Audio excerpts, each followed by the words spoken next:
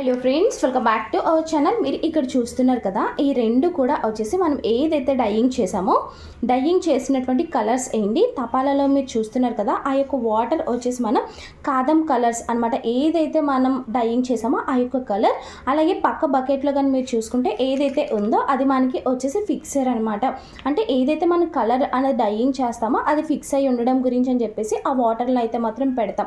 పెట్టిన తర్వాత ఏదైతే మనం ఇక్కడ కలర్ అనేది యాడ్ చేసామో అది ఇంకా ఫిక్స్ అయిపోయి ఫ్యాబ్రిక్ మీద అయితే అలా ఉండిపోతుంది.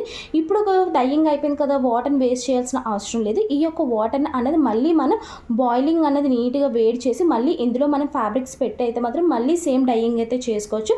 లేదు మీకు ఇప్పుడు ఇంట్రెస్ట్ లేదు తర్వాత చేద్దాము అనుకున్నా సరే సపరేట్గా బాటిల్స్ తీసుకొని ఏదైతే కలర్ ఉంటుందో కలర్ వాటర్ సపరేట్గా, ఏదైతే ఫిక్సర్ ఉంటుందో ఫిక్సర్ వాటర్ సపరేట్గా పెట్టుకొని మీరు డైయింగ్ చేసేటప్పుడు ఏదైతే ఉంటుందో కలర్ నీట్గా బాయిలింగ్ చేసి డైయింగ్ అయితే చేసుకోవచ్చు. ఈ వీడియో నచ్చితే ప్లీజ్ సబ్స్క్రైబ్.